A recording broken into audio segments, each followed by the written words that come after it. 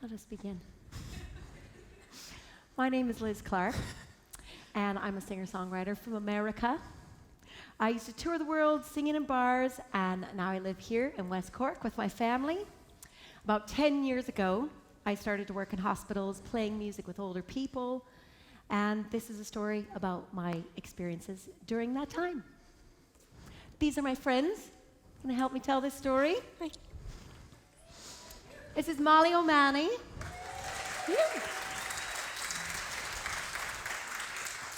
Here's Mita Houlihan. This is Lorraine Crowley. Wow. Okay. So this is a work-in-progress musical. It's called The Stonewall Builder. And without further ado, let's get started.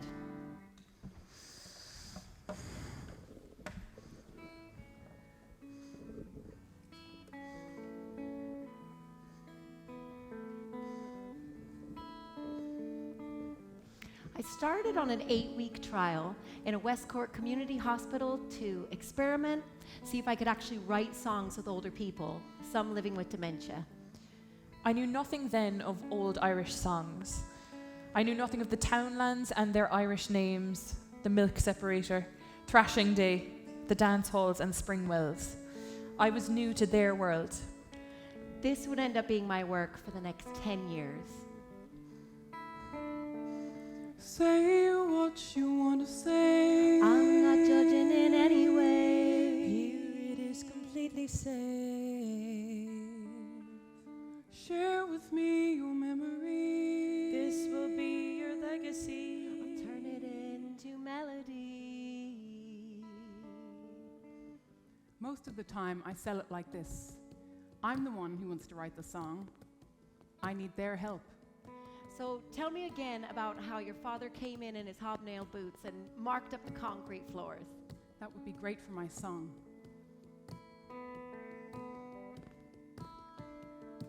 For these 2 hours, I'm right here. I'm listening, I'm interested. Take me there. Wide open, wide open mind.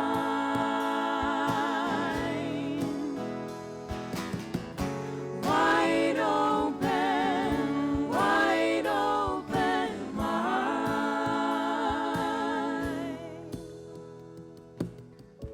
A time before electricity, before the TV, an Ireland that's changed so much. Mary is always so generous and so glamorous, wearing lipstick every day of her life, even at 96. Jim loves the old railroad stories. And Sean knows all the rebel songs.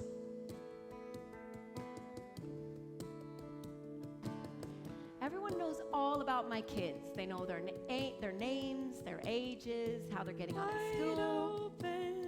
I bring them into the hospitals sometimes. The residents in the hospitals never forget. They remember my 5-year-old interpretive dance to Silent Night that one Christmas party. And I have in-laws that have a garden. My mother-in-law has 2 goats that one day had 7 kids between them.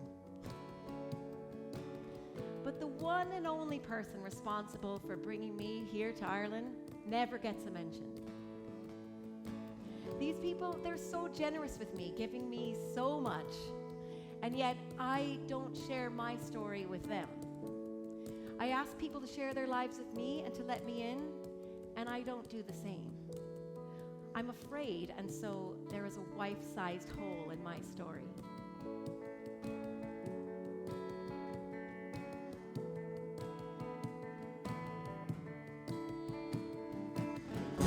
Wide open mind.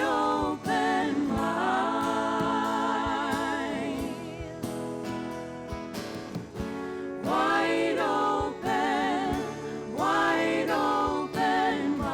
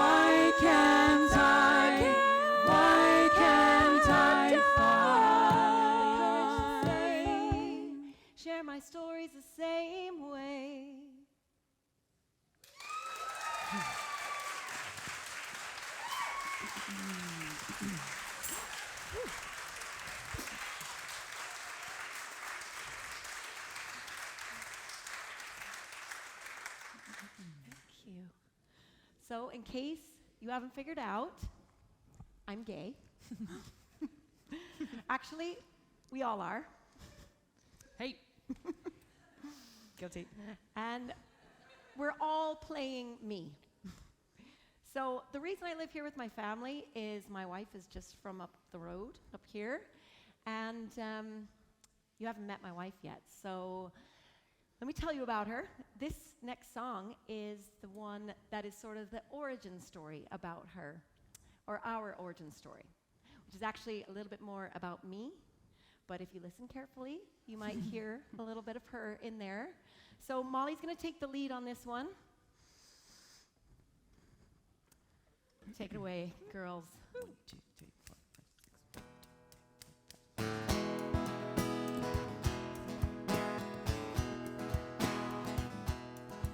I remember the days living under the BQE next to the federal prison in Brooklyn, climbing up to the 4th floor on 29th Street.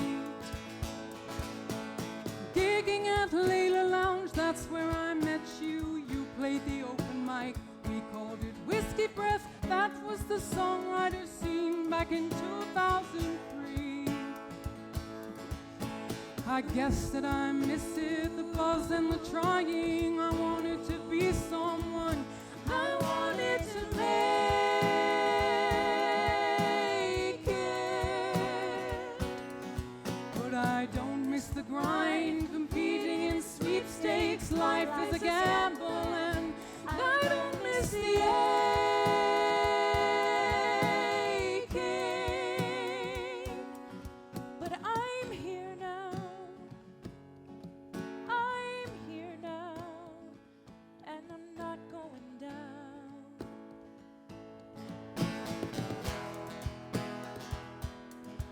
I was full of spontaneity then, hilarious, full of trouble, but also full of lack, fear. My life now has this stability and grace because of her. I admire how she so naturally and seamlessly glides through life. She's slow and steady where I'm full of impulse. I met some of my heroes and I toured the world, sleeping in fancy hotels and sleeping on couches. Eventually I just stopped sleeping at all. My head was spinning, didn't know where I'd been. A disconnect kept creeping under my skin. That's when the sound of your voice grinded me to a halt. I guess I was shaken, but I didn't know it. I guess I was bruised and my flame had expired.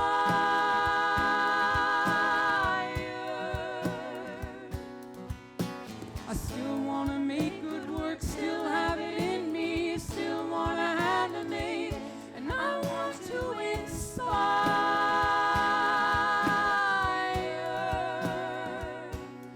So I'm here now. I'm here now. And I'm not done yet.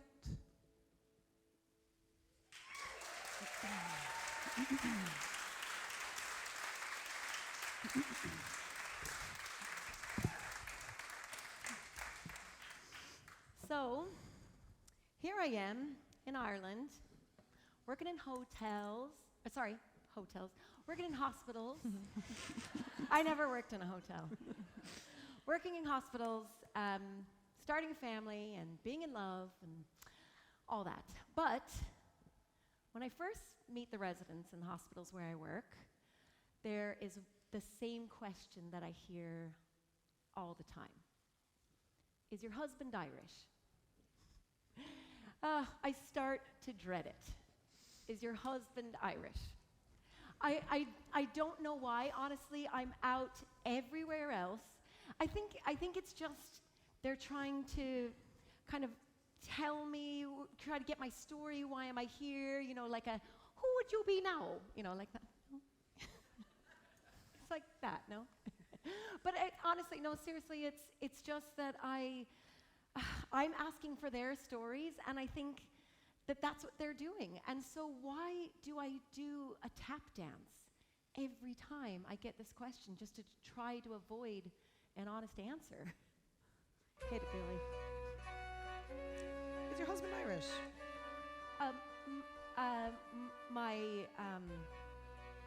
My Is your husband Irish? my husband. And is your husband Irish? My in-laws are actually English. Yeah. Himself said he's Irish, is he? Oh no, my in-laws are English actually. Yeah. No, they came here in the 80s and they reared their family here. Yeah. I really want to say. I actually really want to say. And where did you meet your husband? Oh, no, So where did you meet your husband, so? I met my spouse. I met my spouse. Oh, so you're on holidays here and you met him that way, is it? Oh, no, we met in New York. We met in New York. Yeah. Where did you meet your husband? Oh, we met in New York. New York City. You ever been? I really want to say. Actually, I have to say. And who's minding the kids now? They're with their dad, is it? Oh, they're with grandma. Are you actually married at all? No, I am married. I'm married. And are the kids tall like their dad then? No, they're tall like me. They're tall like me. I really want to say, actually, I have to say, they're tall like me. Okay, so sometimes I fail miserably at coming out, but the thing is, I write a mean song. And actually, I love the work I do. And I love the residents where I work, and the actual work I do, I find it gives me perspective. Let me explain.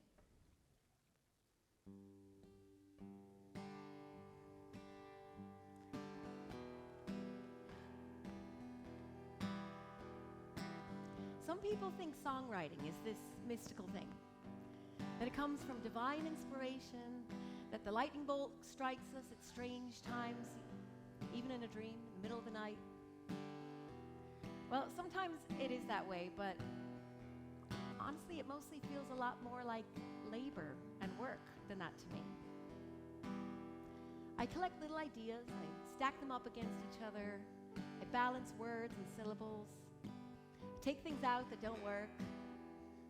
To me, writing a song feels a lot like the dry stone walls I see speckled across the landscape of Ireland. Who are the people doing these? I actually asked if there's a special word for these makers of stone walls, and as far as I know, there's not really. They're more than just simple stone wall builders. You have to learn the craft. You have to be patient and committed. I connect with this. This is what songwriting is.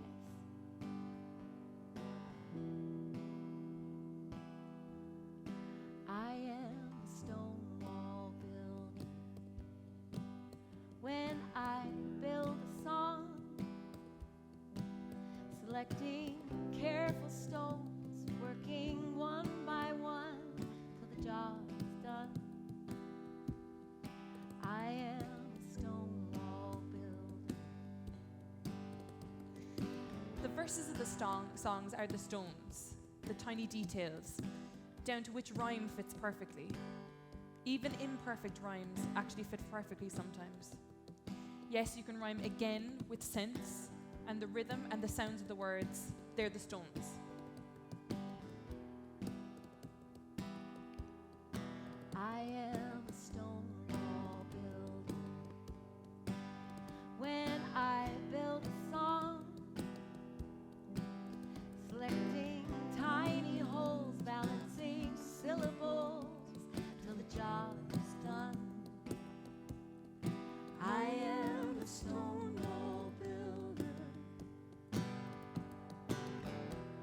verses are the stones. Sometimes you can't see the wall for the stones.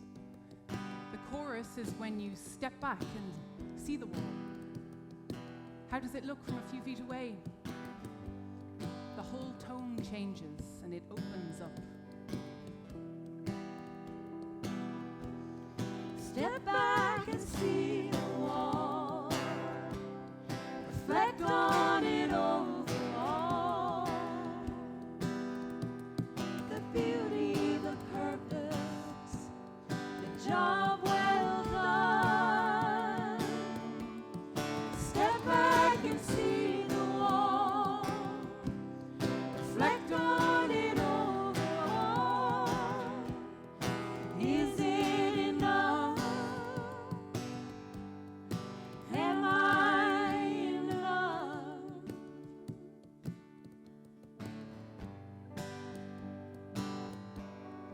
Then there's the middle eight. In America, we call it the bridge of the song. It's when the song gets distilled down to the why. Why is it important that you're even hearing this? You hear something different for the first time, maybe a different chord, a different perspective. I wonder, could this bridge connect my personal life with the work I do in the hospitals? Remember the purpose. Get out of your head. Oh, why did you come here? Was it to keep something in? Oh, remember why you came here. What keeps you coming back? Is it worth all the trouble? Did I go off track? I am a Stonewall builder, just one stone in the wall. Not quite fitting, but always willing, despite fracture or fall. I am a Stonewall builder,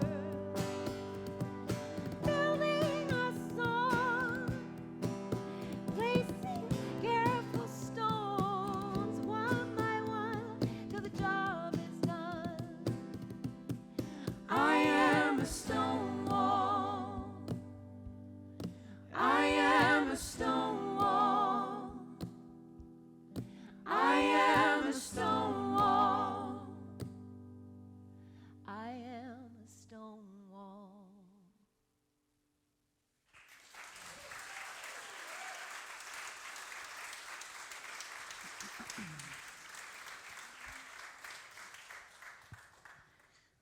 So it can be tough working in the public sector, the nonprofit sector, and even when I love it. I've worked with youth groups and queer groups and in healthcare and in libraries, and as if it isn't hard enough finding yourself back in the closet, suddenly you can find yourself smothered in well-meaning bureaucracy and competitive virtue signaling, and then everyone seems to be coming at you. So let me tell you about it. Let me vent. Let me sing. 1, 2, 3, 4.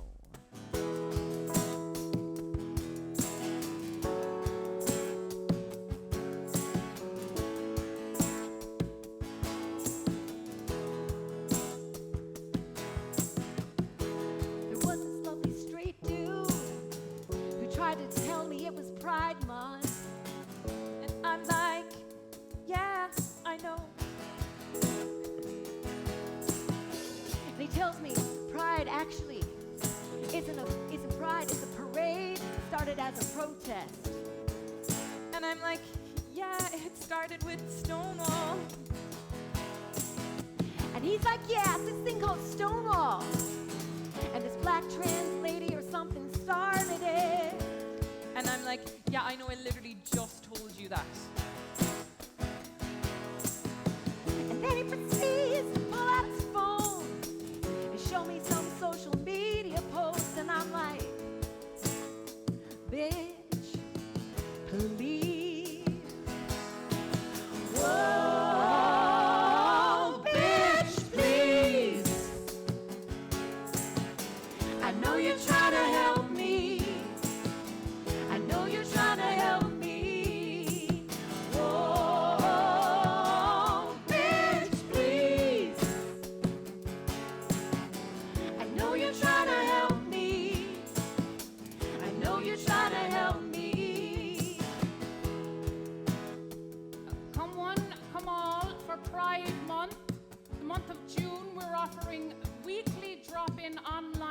work sessions for all LGBTQ plus people in need. That's excellent. I'm having a crisis, but it's November. No. Please only have your crises in the month of June. Thank you very much. Oh, bitch, please. I know you're trying to help me. I know you're trying to help me. Oh, bitch, please. I know you're trying to help me. I know you're trying to help me. I'm like really good with the gays. Because like my second cousin is a gay. Do you know her? I'm trying to keep myself together so long. So I can only keep myself together so long. So long.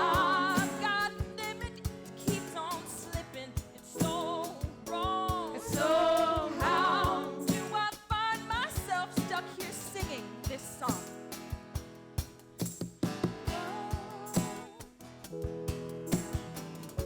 Sometimes, guys, do you get ever like, some people will see me and they'll be like, so which one of you guys is the guy? You Oh, guys yeah. get that? I hate yeah. that. Do you ever miss men? Oh yeah. The dude. Actually, recently, me and my girlfriend were walking hand in hand when we were in Clare, and these guys just shouted, "Are you lesbians?" to us. Oh my God. Like, Good why? one. Good one.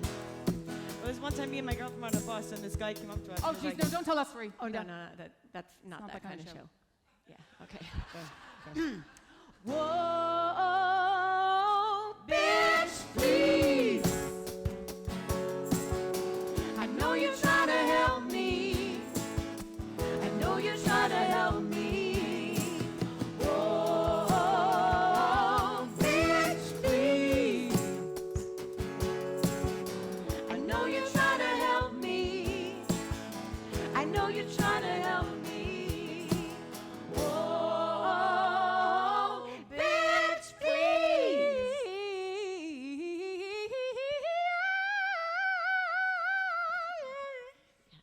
No, that's great. No, you're doing good though. Well done.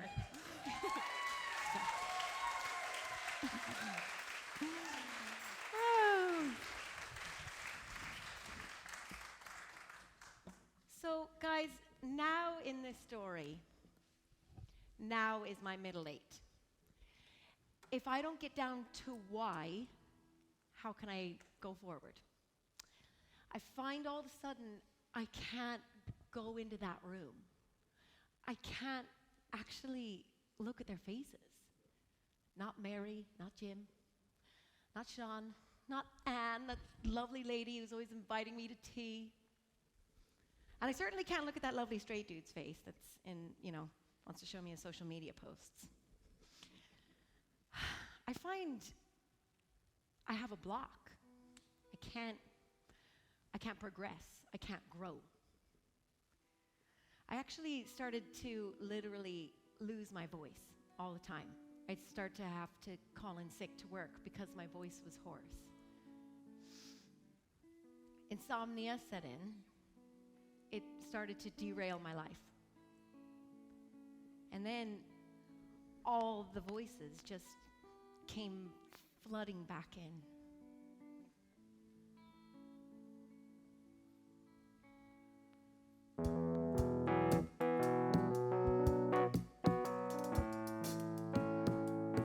Your mom and I are really happy that you found someone, sweetie.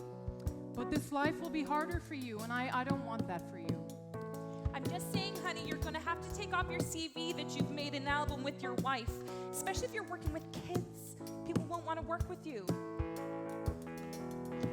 All these tiny cuts. It's making me tired. I actually feel like quitting. This is something I'm so good at, and yet, how is it that I can't even stand to go to work anymore? What's lost if I come out? And what's gained? I'm back to the same old story with the hills I climb. I've been working my ass off to make up a story that isn't mine. Standing in the shade of the roles I play. I'm not pleasing nobody or pleasing myself in this bed I've made.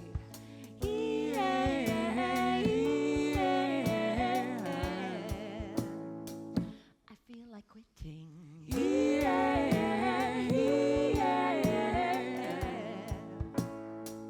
I feel like quitting. I'm not fitting in this country I'm in. I'm just a blow-in. Where do I begin? I'm a queer American, big city dwelling. I'm brash, annoying, and don't get me going. I'm not religious. Does that make you suspicious?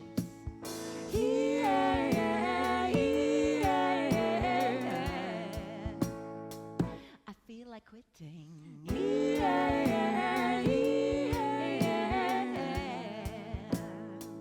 I feel like quitting. I've got my heart on my sleeve. I've got the shame on me. I've got my heart on my sleeve. I feel like quitting. I've got my heart on my sleeve. I've got the shame on me.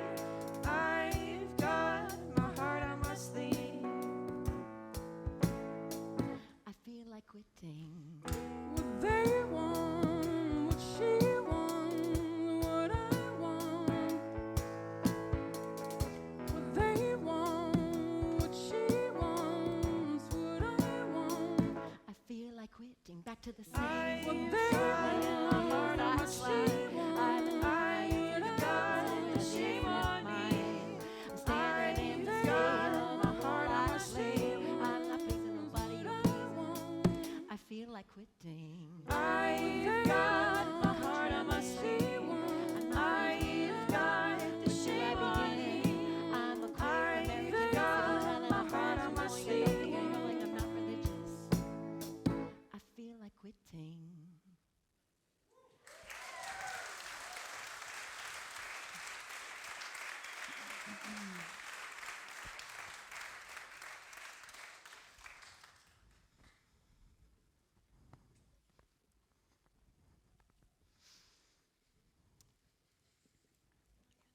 Not yet.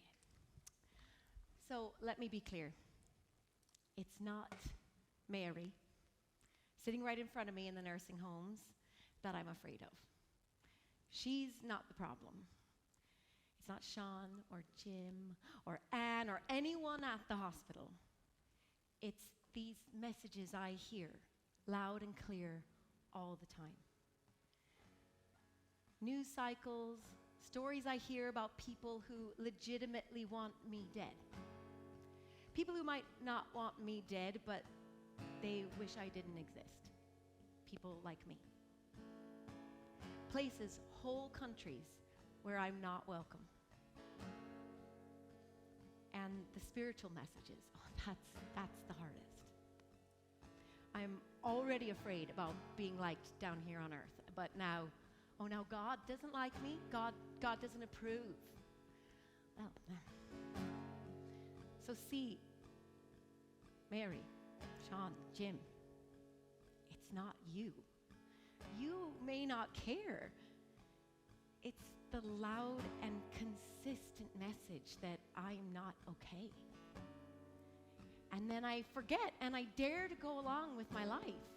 And then Is your husband Irish? it's so simple. A question everyone can answer easily. But my antennae have become so sharp to these homophobic messages. I hear them everywhere, and you don't. At least I think you don't. I don't know.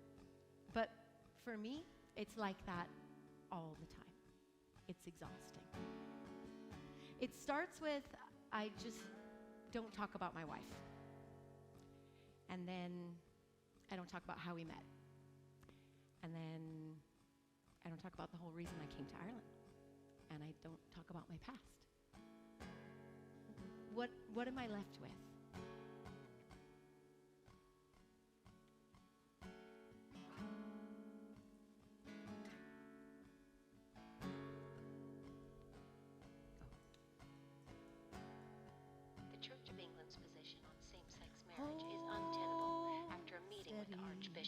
Canterbury. Some 67 countries or jurisdictions worldwide criminalize consensual same-sex sexual activity, 11 of which can impose the death penalty, according to the Human Dignity Trust.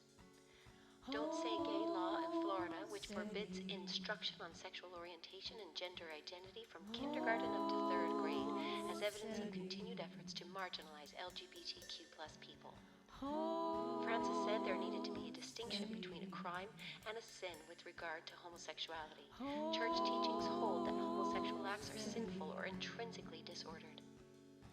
The World Cup in Qatar is the most controversial yet, being held in a nation which forbids same-sex relations under Islamic Sharia law. Gardaí believe that the double murder of Aidan Moffat and Michael Snee in Sligo would not have been the last, and the murderer would have continued to kill gay men if he had not been arrested. Libraries issued with instructions for securing buildings as protesters tried to remove LGBTQ plus books for young people.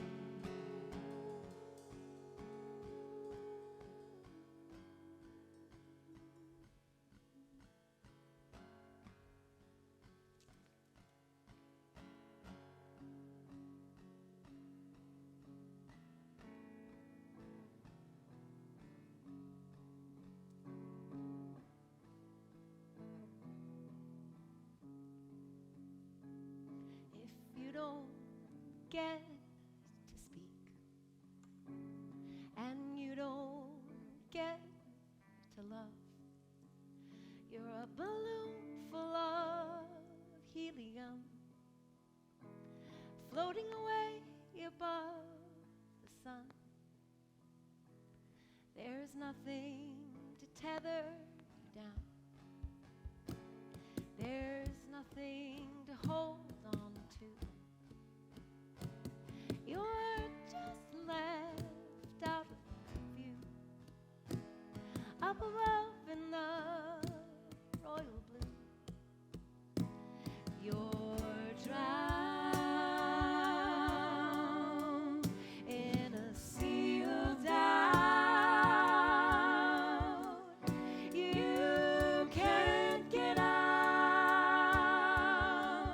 You can't get out. You're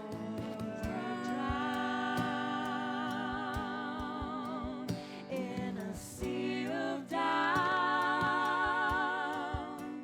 You can't get out.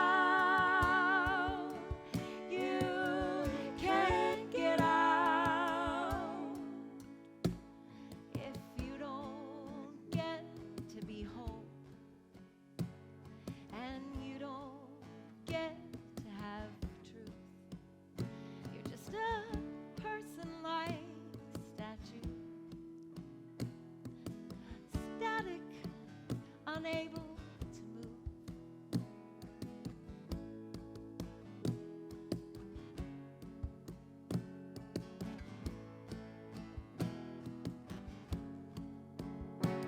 You're drowned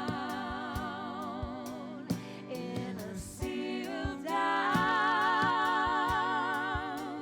You can't get out. You can't get out. I'm drowned in a sea of doubt. I can't get out. I can't get out.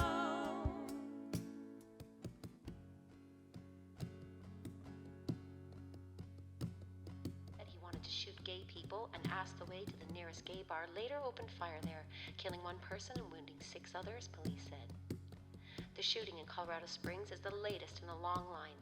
Until pundits and politicians stop demonizing LGBT plus people, it won't be the last.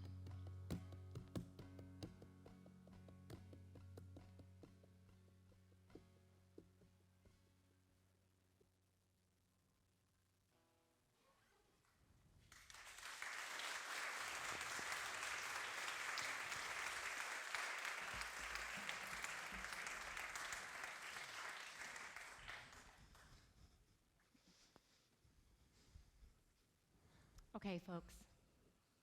Here we are. We're near the end of this story.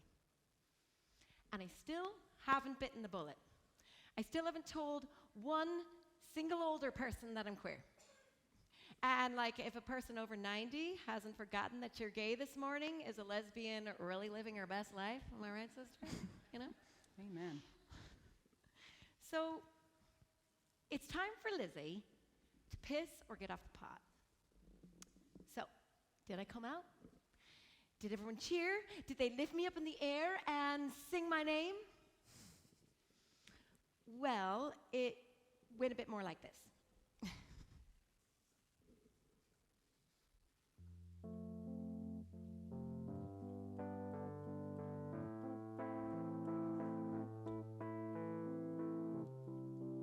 Over COVID lockdowns, I got a lot more work doing remote sessions online. I met people only over the internet, not just in West Cork here where I live, but Kerry, Clare, Dublin. Groups of people in hospitals setting up little screens in day rooms, and people could sing along, and healthcare assistants would come in and out and push unmute buttons or speak again for a person I couldn't hear in the background. One group I worked with for almost a year and a half online. They were about an hour and a half away, and I met them in their homes over computers and iPads. We wrote a song together about their town, their lives, their experiences. I adored each and every one of them.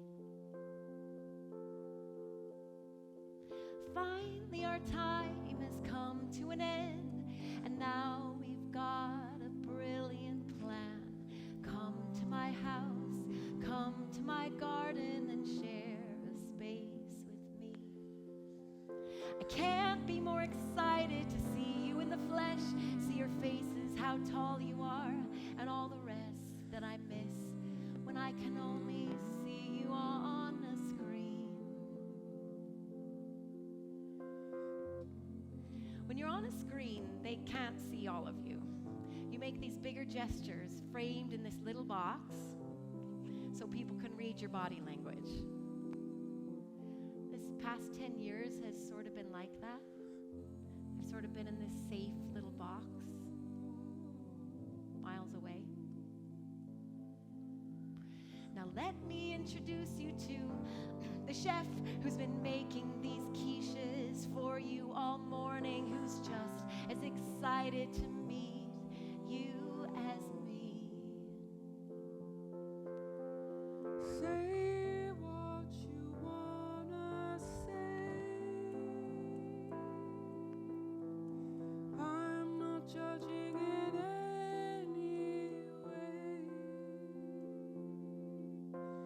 Say what you want to say. I'm not judging in any way. Here they come, got a lot of these voices in my head. Here they come, going over the words I haven't said.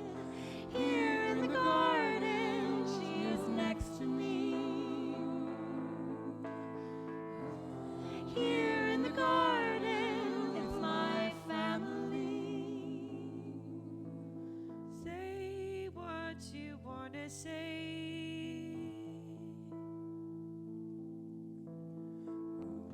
Here they come.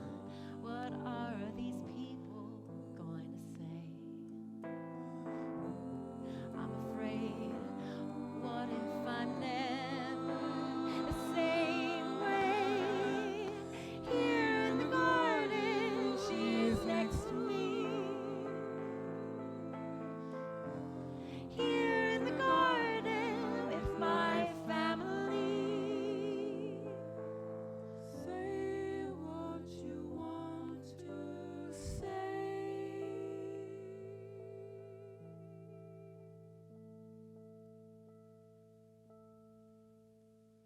I'd like to introduce you to my wife.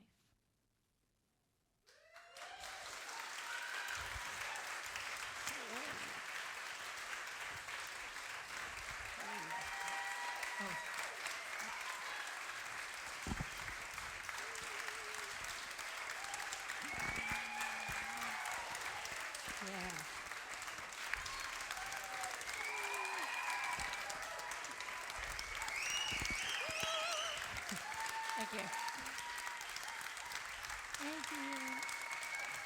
One more. Together. Thank you. Thanks, Liz. Thank you so much for being here. Thank you. Thank you. Stop. So, what we're going to do is we're going to take a wee little break. There's still some wine and snacks. There's a toilet down the thing. And about 15 minutes, if you would like to come back and have a little feedback session, I would love that. I'd love to hear your feedback. So thank you. I'll see you soon. Thank you.